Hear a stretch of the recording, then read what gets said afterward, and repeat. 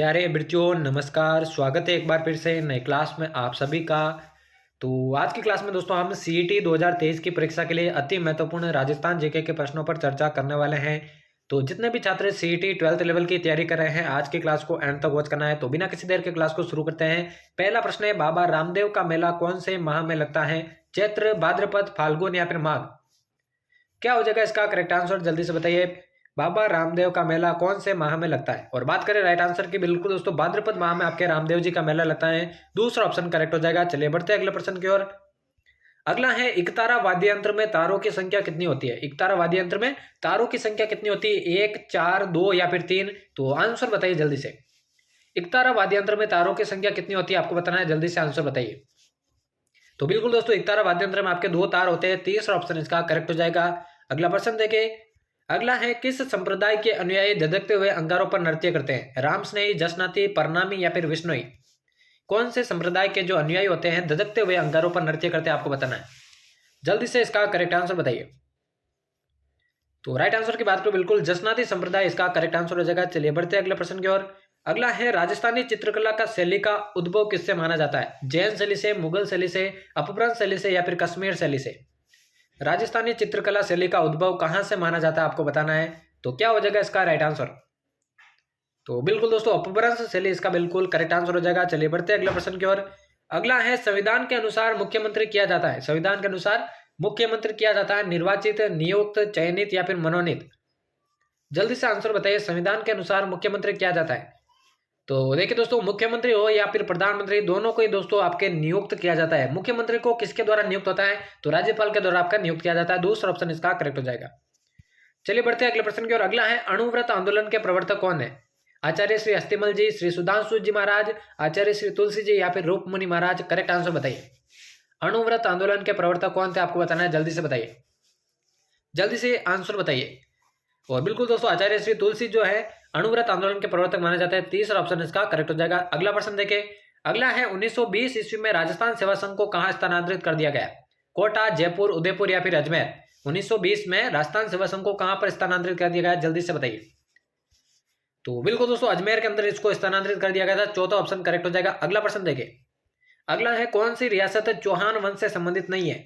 रणथंबोर, जालोर, सिरोही या फिर Marwar? Correct answer बताइए दोस्तों। कौन सी रियासत चौहान वंश से संबंधित नहीं है? क्या हो जाएगा इसका करेक्ट आंसर, जल्दी से बताइए। तो बिल्कुल दोस्तों मारवाड़ रियासत आपके चौहान वंश से संबंधित नहीं है। चौथा ऑप्शन करेक्ट हो जाएगा। अगला प्रश्न देखिए। अगला है, निम्न में से कौन सी रचना कुंभा द्वारा रचित नहीं है? नृत्य रत्नकोश, रसिक प्रिया, कलानिधि या फिर सुधा प्रबंध? जल्दी से बताइए क्या हो जाएगा राइट आंसर। कुंभा द्वारा इसमें से कौन सी रचना रचित नहीं है, जल्दी से बताइए। तो बिल्कुल दोस्तों कलानिधि जो रचना है वो कुंभा द्वारा रचित नहीं है। तीसरा ऑप्शन करेक्ट हो जाएगा। अगला प्रश्न देखिए। अगला है, सुनारी सभ्यता के अवशेष कहां से प्राप्त हुए? झुंझुनू से, चूरू से, बीकानेर से या फिर सीकर से? जल्दी से इसका करेक्ट आंसर बताइए। सुनारी सभ्यता के अवशेष कहां से प्राप्त हुए? इंपॉर्टेंट प्रश्न है परीक्षा की दृष्टि से। और बिल्कुल दोस्तों सुनारी सभ्यता के जो अवशेष है आपके कहां से? झुंझुनू से इसके अवशेष प्राप्त हुए। पहला ही ऑप्शन इसका करेक्ट हो जाएगा। चलिए बढ़ते हैं अगले प्रश्न की ओर। अगला है, राणा प्रताप सागर पन विद्युत ग्रह कहां पर स्थापित है? कोटा में, उदयपुर में, रावतबाटा में या फिर बीकानेर में? राणा प्रताप सागर पन विद्युत ग्रह कहां पर स्थापित आपको बताना है। देखिए चैनल को अभी तक सब्सक्राइब नहीं किया है तो जल्दी से कर देना। और RP study fever Telegram channel को आपने ज्वाइन नहीं किया है तो टेलीग्राम पे जाइए और सर्च कीजिए आरपी स्टडी फीवर और जल्दी से टेलीग्राम चैनल को ज्वाइन कर लीजिए। तो राणा प्रताप सागर पर विद्युत ग्रह आपके रावतबाटा के अंदर स्थित है। तीसरा ऑप्शन करेक्ट हो जाएगा। अगला प्रश्न देखिए। अगला है, स्थानीय भाषा में मसूरदी के नाम से किस नदी को जाना जाता है? कांकने, गग्गर, कांतली या फिर रूपारेल? तो क्या हो जाएगा राइट आंसर। मसूरदी के नाम से किस नदी को जाना जाता है आपको बताना है।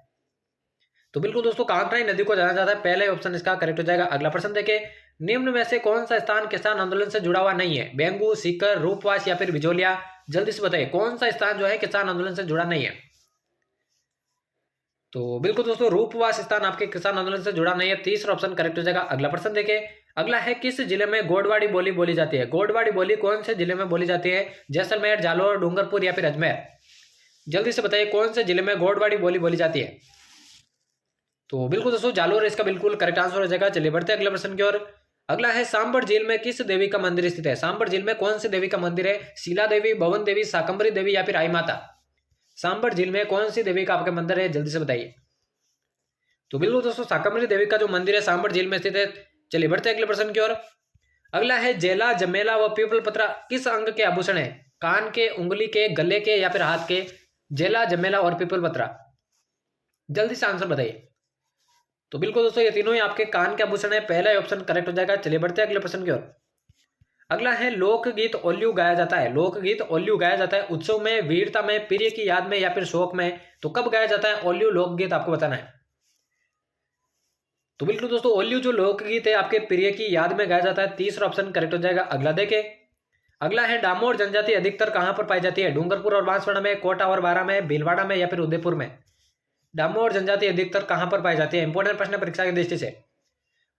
तो बिल्कुल दोस्तों डामोर जो जनजाति आपके डूंगरपुर बांसवाड़ा में अधिकतर पाई जाते हैं, पहले ऑप्शन इसका करेक्ट हो जाएगा। अगला प्रश्न देखिए, अगला है गौणा रस्म किससे संबंधित है? गौणा रस्म किससे संबंधित है? यज्ञोपवीत से, नामकरण से, मुंडन से या फिर विवाह से?